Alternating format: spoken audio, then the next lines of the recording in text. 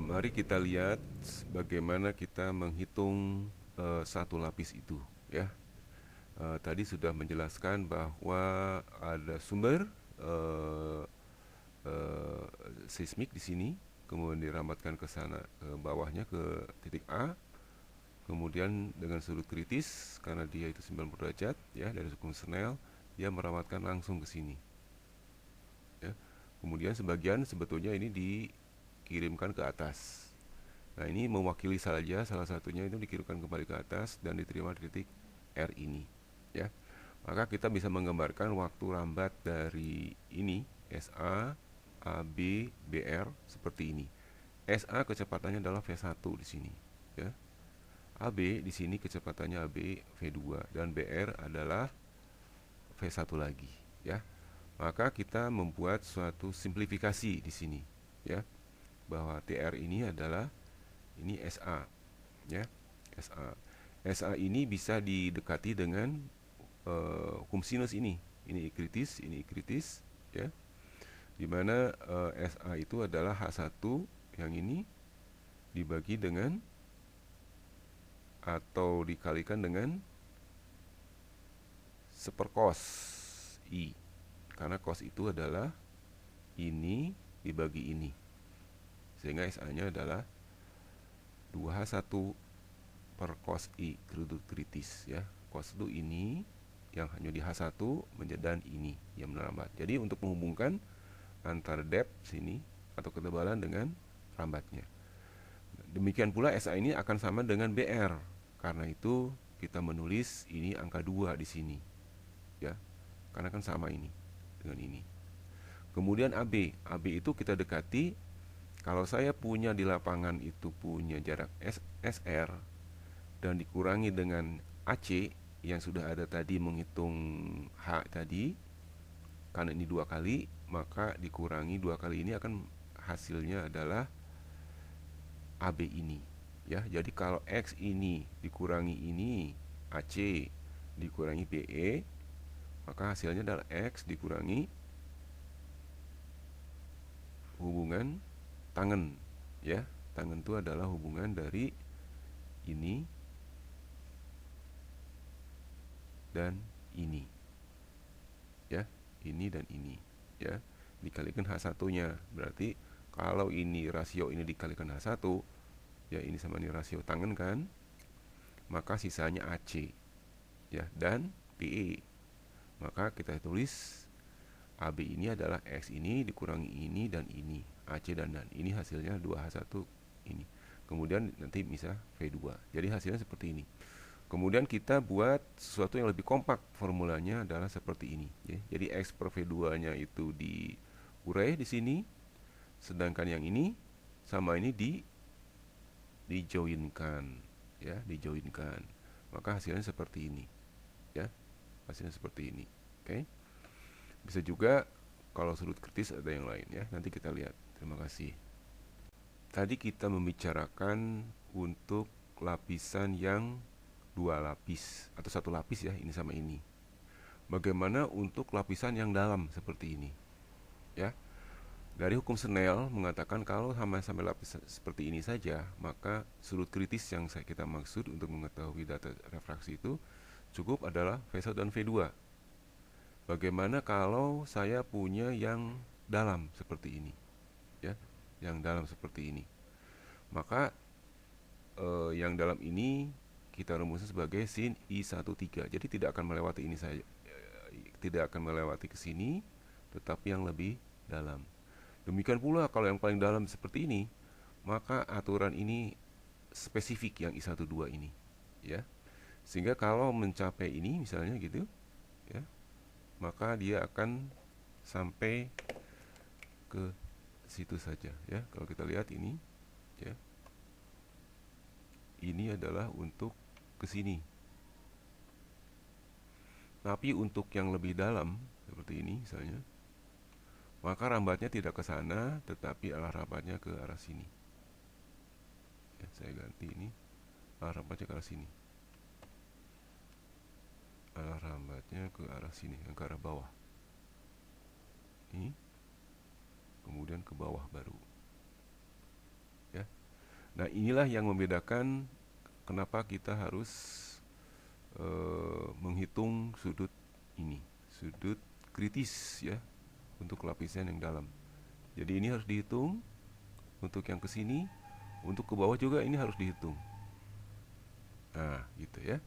Nah, itu berus sampai ke I5. Jadi I5 itu tidak melewati jalur yang sama sudut kritisnya ini, ya, jalur yang lain. Nah, demikian saya gambarkan di sini kalau sudut kritis untuk sampai lapisan ini ke image, nah itu V1 dan V2. Sedangkan untuk ke bawahnya itu V1 dan V3 ya. Jadi akan merambat di sini. Sedang yang V4 itu adalah V1 per V4 gitu ya. Terus sampai ke bawah ya, gitu.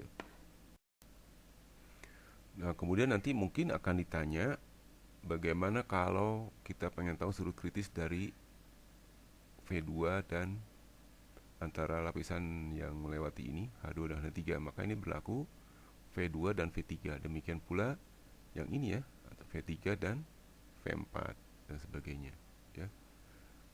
Ini dengan sudut kritis yang mau belok ke 5 misalnya, maka berlaku V2 dan V5. Jadi misalnya sin I25 itu sama dengan V2 per V5 gitu ya. Nah, kalau sudah paham tadi untuk dua lapis dan bagaimana kita menghitung eh, sudut kritis untuk lapisan yang dalam, maka kita akan bisa menggambarkan atau menghitung lapisan yang dalam itu ya. Misalnya ini untuk kalau tadi satu lapis, ini dua lapis nih, jadi lapisannya nggak ke arah sini, si ray-nya itu dari source-nya itu ke arah bawah sini dan ke arah yang samping ini ya. Tentu saja pada yang sama ada juga yang ke arah sini ya, tetapi yang kita bicarakan adalah bagaimana kalau menghitung untuk lapisan yang lebih bawah ini ya. Maka lihat ini SA ini ya, ditambah AB ya, SA AB itu tentu saja V2 ini melewati BC yang V3, kemudian CD ini yang CD, dan yang dengan V2-nya, dan ini adalah DR yang apa V1 ya. Maka waktu rambat yang dari sini SA, AB, BC, CD, dan DR adalah SA plus DR dan sebagainya. Kenapa digabung? Karena ini sama saja waktunya dengan ini, kan lapisan horizontal ya. Kemudian V2 juga sama, AB dan CD juga satu lapis, dan ini adalah BC ya. Nah, kemudian berikutnya adalah bagaimana kita menghitung yang lebih detil. Nah, ini saya capture dari slide terakhir ya, dari waktu terakhir bahwa SA plus DR ini V1, AB plus CD per V2 dan sebagainya ya. Ini yang akan kita uraikan lebih lanjut ya. Tadi harusnya melihat gambar yang telah diberikan ya, gambar yang telah diberikan. Nah, dari gambar tadi bahwa yang BC ini tinggal di X dikurangi sama bagian dari sin dari ini, dari gelombang yang dari proyeksi horizontalnya, baik di bagian ini yang P1 maupun di bagian V2 ya. Sehingga kita mempunyai tadi rumus cos ya, yang ini ya.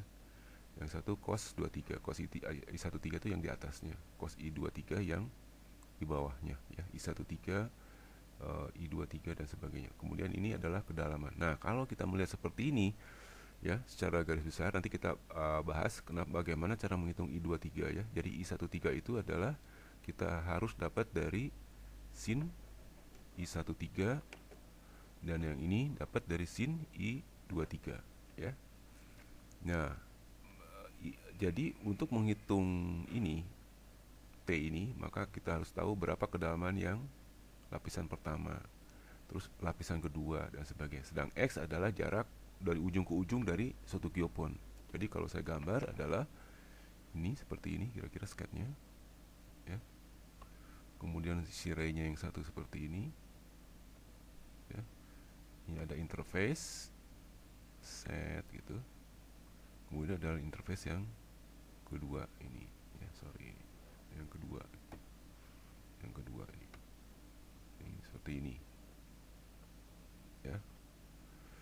ini yang H1 itu yang ini, ya. Yang H2 yang ini, ya. Sedang X itu adalah dari sini sampai nanti gelombangnya merambat ke atas. Ini X. Ini X ini, ya. Nah, I13 tadi adalah yang ini sudut supaya dia itu dari lapisan 1, 2, 3, ya, supaya bisa merambat ke atasnya.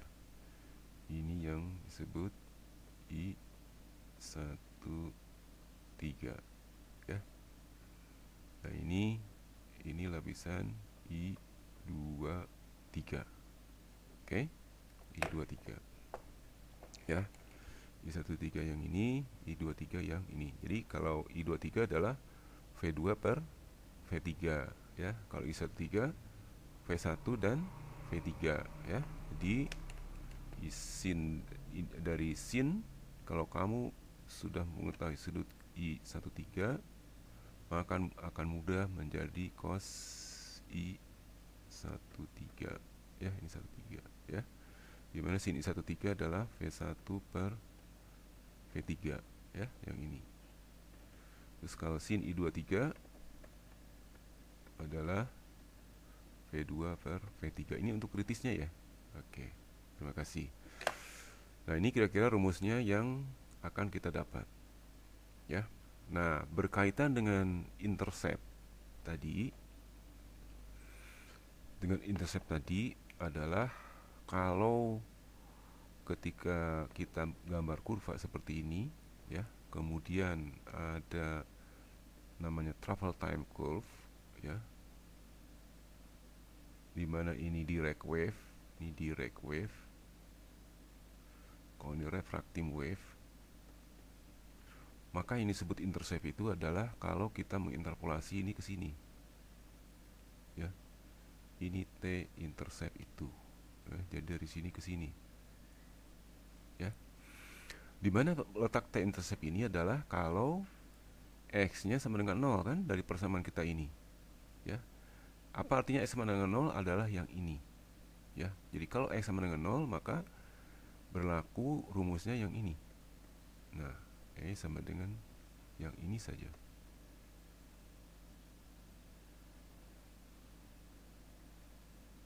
Nah, jadi kita hitung T intercept, kita hitung saja, ya, intercept. Maka T intercept ini, kalau saya salah ini, saya gambarkan sama ini, itu sama dengan menghitung ini saja, ya, nggak usah dihitung ini. Dan kemudian bagaimana cara menghitung H2? H2 adalah tinggal dengan T intercept itu kita tinggal ini di geser ke kiri, ya. Yang pertama-tama, karena ini faktor 2, kita tahu ada T ini, T per 2 dulu, ya, T per 2, ya. Terus dikurangi yang ini, ya, H1 per V1 cos I13, gitu kan. Nah, gitu. Kemudian ininya pergi ke atas, ke kanan. Nah, jadi V2, ya. Tinggal dibagi cos I23. Ini cos I23, gitu. Kalau kita lanjutkan dengan lapisan yang lain, ini kita sudah punya keteraturan, ya. Maka bukan T2 lagi, tetapi T3, ya, seperti kita gambarkan di sini, ya. Kita gambarkan di sini. Kalau lapisan lebih dalam, berarti kita punya lapisan yang lebih banyak, ya. Ini misalnya itu, ya. Ini untuk lapisan pertama, ya. Barangkali ini 2 dan ini 3, gitu, ya. Nah, untuk lapisan ini T interceptnya adalah tadi kalau di sini bilang T2, gitu, ya. Gitu, ya. Kalau yang lapisan berikutnya yang ini,